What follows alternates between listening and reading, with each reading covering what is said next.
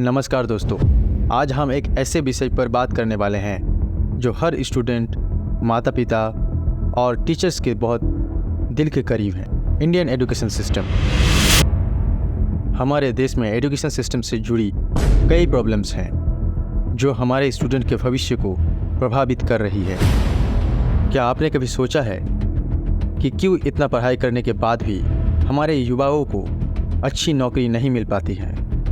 आज हम इसी इम्पॉर्टेंट टॉपिक पर बात करने वाले हैं, तो वीडियो को अंत तक जरूर देखें। भारत के एजुकेशन सिस्टम में कई गंभीर प्रॉब्लम्स हैं जो हमारे स्टूडेंट के भविष्य को प्रभावित कर रही है। सबसे पहले स्टूडेंट पर कॉम्पिटिटिव एग्ज़ाम्स का अत्यधिक दबाव होता है।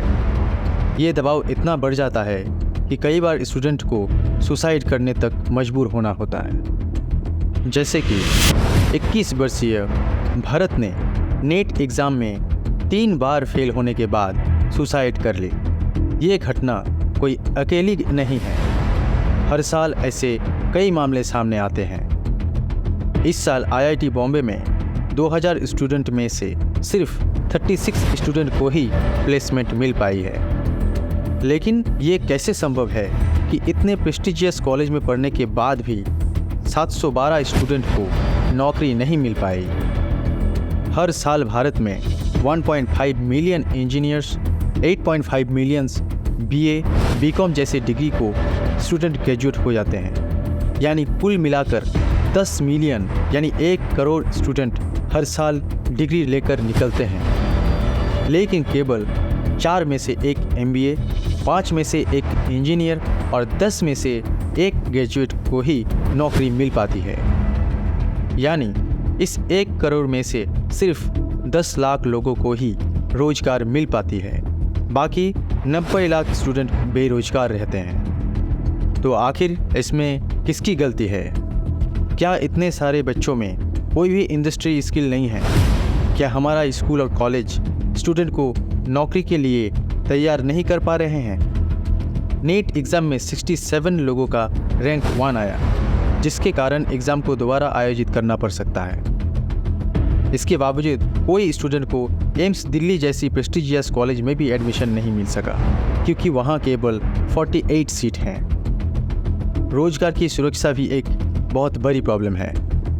भारत में 80% इंजीनियर्स ग्रेजुएट नौकरी पाने में फेल रहते हैं। कई इंजीनियर्स और PhD होल्डर्स पोस्टमैन या चपरासी की नौकरी के लिए आवेदन कर रहे हैं। इतनी पढ़ाई के बाद भी आज तक केवल 9 भारतीयों ने नोबेल पुरस्कार जीता है, जबकि अमेरिका में 400 से अधिक नोबेल प्राइज मिला है। हमारे एजुकेशन सिस्टम की सबसे बड़ी प्रॉब्लम है इसकी कॉलोनियल लेगेसी, यानी औपनिवेशिक विरासत। 1834 में ब्रिटिश अधिकारी मैकॉले ने भारतीय पारंपरिक एजुकेशन सिस्टम को नष्ट करने के लिए मैकॉले मिनट्स पेश किया था। इसका उद्देश्य था अंग्रेजी एजुकेशन सिस्टम को लागू करना और भारतीयों को अंग्रेजों का सेवक बनाना। दूसरा है आउटडेटेड कैरिकुलम और टीचिंग मेथड्स। फिनलैंड में दुनिया का सबसे बेहतरीन एजुकेशन सिस्टम है। यहाँ बच्चे सिर्फ दिन में 4 घंटे क्लासरूम में बिताते हैं और रोज़ाना 2 घंटे उनके ओवरऑल और प्रोफेशनल डेवलपमेंट के लिए दिए जाते हैं। फिनलैंड में टीचर का स्टेटस डॉक्टर्स और लॉयर के बराबर माना जाता है, क्योंकि यहाँ आप टीचिंग तभी कर सकते हैं जब आपके पास मास्टर की डिग्री हो। सबसे बड़ी बात, फिनलैंड में कोई स्टैंडर्डाइज टेस्ट और एग्ज़ाम नहीं होते। उनका पहला कंपलसरी टेस्ट बच्चे 16 साल की उम्र में ही देते हैं। इसका रिजल्ट ये है कि फिनलैंड में आज लिटरेसी रेट 100% है। इंडिया में ठीक इसके विपरीत। हमारे स्कूलों में क्रिएटिविटी को इंस्पायर नहीं किया जाता। हम सालों से वही घिसा पिटा करिकुलम फॉलो करते आ रहे हैं।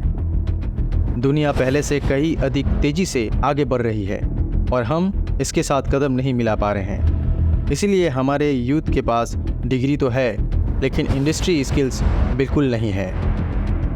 तीसरी प्रॉब्लम है झुंड मानसिकता। हमारे माता पिता और समाज को लगता है कि करियर बनाने के लिए केवल कुछ ही विकल्प हैं, जैसे डॉक्टर, इंजीनियर या IAS अधिकारी। इस दबाव में स्टूडेंट कॉम्पिटिटिव एग्ज़ाम की दौर में फंस जाते हैं। हमारा एजुकेशन सिस्टम स्टूडेंट की प्रैक्टिकल लर्निंग पर ध्यान नहीं देती, बल्कि उन्हें केवल कॉम्पिटिटिव एग्ज़ाम पास करने पर जोर देती है। चौथा, रोट लर्निंग यानी रट्टा मारना। हमारे एजुकेशन सिस्टम में बच्चे सारा इन्फॉर्मेशन बिना कॉन्सेप्ट को समझे याद कर लेते हैं और एग्ज़ाम में लिख देते हैं। फिर एग्ज़ाम ख़त्म होने के बाद सारा इन्फॉर्मेशन भूल भी जाते हैं। इससे ना बच्चों का क्रिटिकल थिंकिंग डेवलप हो रहा है और ना ही इस एजुकेशन का प्रैक्टिकल फ़ायदा हो रहा है। हमारे एजुकेशन सिस्टम में कई स्टूडेंट्स टीचर से सवाल पूछने तक की हिम्मत नहीं रखते। बहुत सारे इंजीनियरिंग ग्रेजुएट हैं जिन्हें साधारण स्विच लगाने तक नहीं आता। कई कंप्यूटर साइंस इंजीनियर हैं जिन्हें साधारण कोडिंग नहीं आती। भारत में बहुत सारे MBA ग्रेजुएट हैं जो बुनियादी प्रेजेंटेशन तक नहीं दे पाते। इसका कारण है हमारे एजुकेशन सिस्टम में क्रिटिकल थिंकिंग, प्रॉब्लम सॉल्विंग और कम्युनिकेशन स्किल की कमी। हमें हमारे एजुकेशन सिस्टम को प्रैक्टिकल और इंटरेस्टिंग बनाना होगा। हमें टेक्निकल स्किल के साथ साथ सॉफ्ट स्किल भी सिखाने होंगे ताकि स्टूडेंट इंडस्ट्री के लिए तैयार हो सकें। वैसे ये सारे प्रॉब्लम नए नहीं हैं, लेकिन इस बिगड़ते हुए सिस्टम को हम कैसे सुधार सकते हैं? सबसे पहली और बेसिक नीड है कि गवर्नमेंट को एजुकेशन रिफॉर्म लाकर हमारे कैरिकुलम को पूरी तरह से बदलना पड़ेगा। सेकेंडरी स्कूल में पर्सनल फाइनेंस मैनेजमेंट, वर्कशॉप और प्रैक्टिकल प्रोजेक्ट को इंट्रोड्यूस करना चाहिए। बच्चों के इंटरेस्ट को समझकर उन्हें क्रिएटिव फील्ड और प्रोफेशनल कोर्स के साथ डेवलप करना चाहिए। स्टूडेंट के मिड टर्म और फाइनल एग्ज़ाम के अलावा भी उन्हें कई सारे असाइनमेंट देने चाहिए। और सबसे इम्पॉर्टेंट, हमारा परफेक्ट एग्ज़ाम स्कोर की और ऑब्सेशन पूरी तरह से ख़त्म होना चाहिए। ना स्कूल के बाद एग्ज़ाम के नंबर से तुम्हारी सक्सेस मेजर होगी, ना ही जॉब मिलने के बाद वो नंबर तुम्हें दोबारा याद आएंगे। तो दोस्तों, ये थी हमारी आज की चर्चा इंडियन एजुकेशन सिस्टम पर। आप क्या सोचते हैं? क्या हमारे सिस्टम को सुधार की ज़रूरत है? अपने विचार हमें कमेंट में बताएं। अगर आपको ये वीडियो पसंद आया है तो इसे लाइक करें, शेयर करें और हमारे चैनल को सब्सक्राइब करें। अगले वीडियो में फिर मिलेंगे, तब तक के लिए धन्यवाद।